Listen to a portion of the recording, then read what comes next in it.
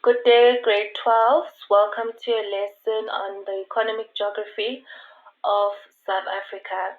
In this section, we are going to be looking at the structure of the economy. So, we are going to be looking at the different economic sectors, how the different economic sectors contribute to the South African economy, and how can we use graphical and statistical information about the economy. But before we begin, it's important that we define the term economy. So, one simple way to define the term economy is the way people spend money and the way people make money. So, an economy can be big or small. The word can refer to a local economy, such as the way people spend and make money in a small town or a large city. But because you're now in grade 12, a better definition would be that an economy deals with the large sets of interrelated production, consumption, exchange activities that aid in determining how scarce resources are allocated in a country or for a period of time. So, in simple terms, an economy deals with the production, the distribution, the consumption of goods. Production means making. Distribution means sending or selling. Consumption means using or buying of goods. So let's look at this example. So they are harvesting wheat. So if we look at that example on the slide, you can see that they are harvesting wheat. So harvesting wheat is part of the production. Then the wheat is being transported now to the stores. So that is the distribution and the consumption of the goods. Because when it gets transported to the store. And when it gets to the store, that's when they're going to make bread. And once the bread has been made, that's when they're going to start selling the bread. So that is how an economy works. If we look at the second example, you see that the eggs are being laid by the hens, then they get collected, washed, and then inspected and packaged. Then they get transported to the different stores where they will be bought.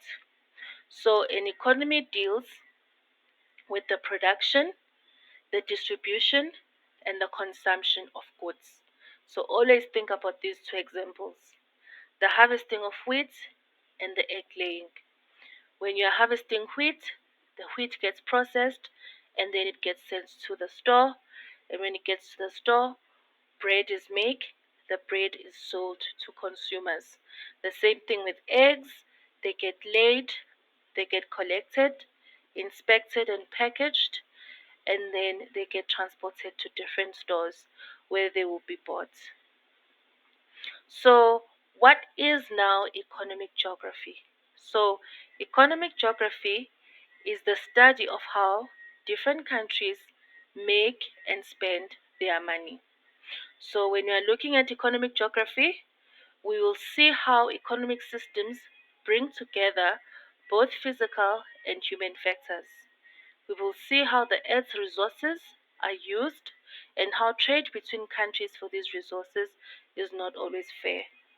We will also be looking at the impact of economic change.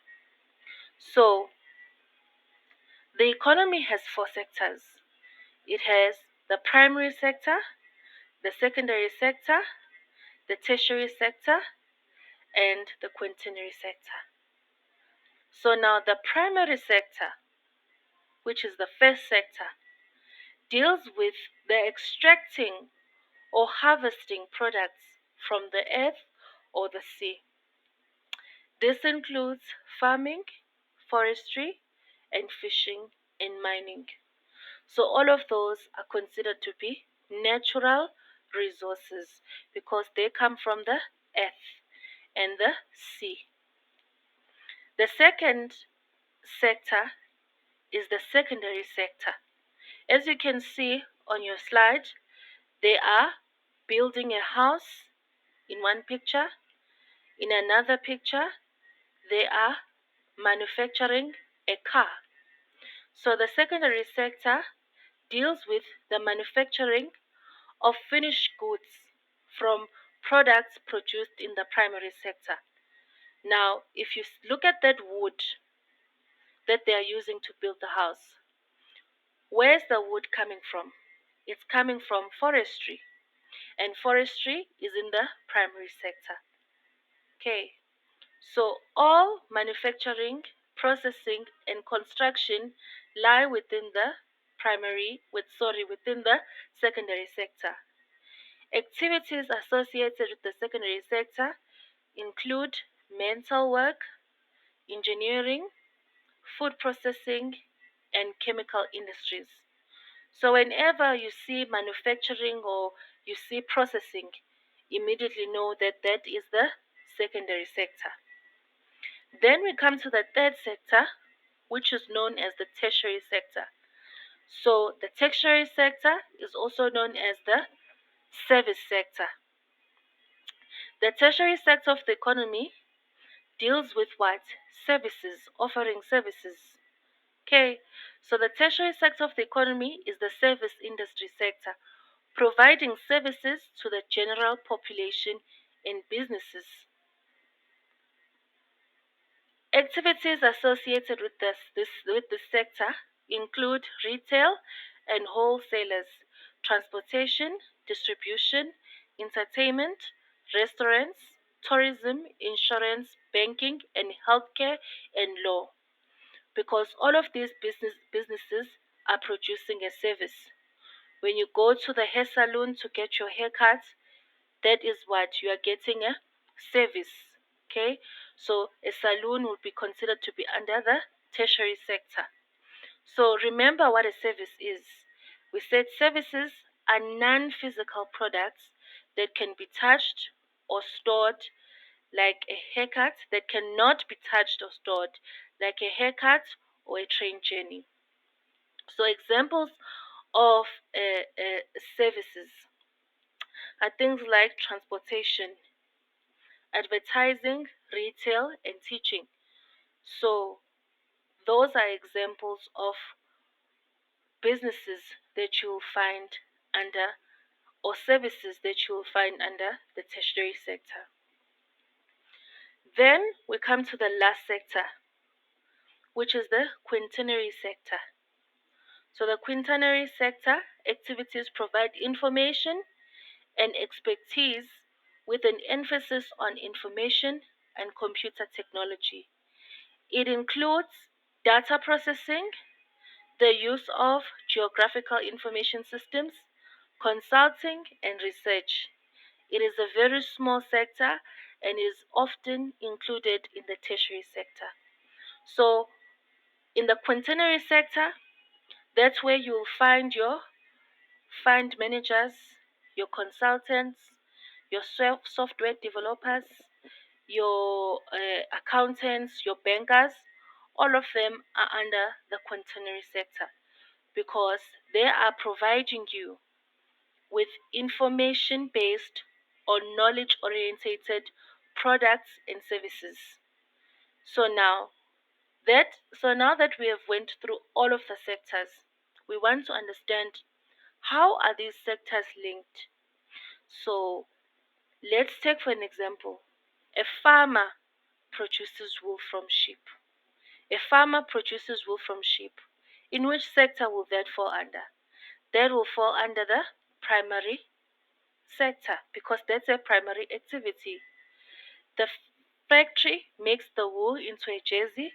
That is a secondary activity. Now, the factory uses the railways to transport the jerseys to the shop, and the shop sells the jersey to the consumer. The shop uses a bank and its premises, and stocks are insured. These are all tertiary activities. The shop now employs a computer company to use geographic information system to determine the range of goods and the location of competitors. This is a quaternary activity.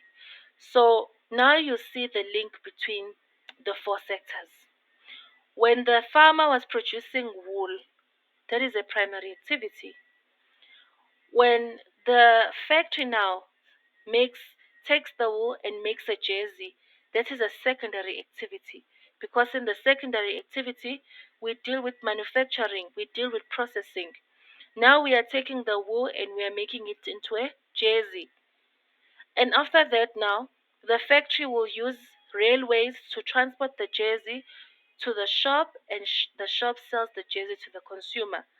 The shop uses a bank, and its premises and its stocks are insured. These are all tertiary activities. And in the quaternary activity, now the shop will employ a computer company, okay, to use a geographic information system to determine the range of goods and the location of competitors. So that is how the four sectors are linked to each other. So now we want to find out how or in what ways now do these four economic sectors contribute to the economy. Okay, the first one is the gross domestic product. So the gross domestic product is one way or is one of the main indicators used to measure the size of the country's economy. It represents the total value of all goods and services produced over a specific period of time. The GDP and development. So, if a country is highly developed, so if you think of countries like the United States, the United States of America, that is a highly developed country. Only a small proportion of the population is employed in the primary sector, and considerably more people are active in the secondary sector, while the majority are involved in the tertiary sector. And if you're looking at countries that are developing, such as South Africa, the economically active population is engaged mainly in primary activities, while a smaller percentage of the workforce is employed in the tertiary and the quaternary activities. So, in developing countries, you find that the majority of the people are working in the primary sector. They are working in farms, they are working in agriculture, while a small percentage of the workforce is working in the service sector, which is the tertiary sector, and the quaternary sector. So, South Africa's economy has also changed over the years. Okay, so in the last 100 years, from a less economically developed country to one that is now more highly developed, a greater proportion of the economically active population is employed in the tertiary sector, and proportionally few people are employed in the primary sector. So, over the years, we've seen an improvement in South Africa. More and more people now are starting to work in the tertiary sector and in the quaternary sector. So, then we go over to how can we use graphical and statistical information to find out more about the economy or to know what is happening within our economy. So let's take a look at that graph. I always encourage students to look at the y-axis first and then they look at the x-axis. So on your y-axis you have the unemployment rate, you have the percentage, and then you have the different provinces. You can see that in the Western Cape and in Limpopo and in KwaZulu-Natal, there's a low percentage of unemployment. While in the Eastern Cape and in the Free State and in Mpumalanga, there's a high unemployment rate. This graph or this bar graph represents the unemployment rate in 2011. So when you are analyzing or when you are looking at a graph, always remember to read what's on your y axis and also what is in your x-axis, because then it will tell you what is happening in the graph. So I hope you understood today's lesson, and I hope everything was clear to you.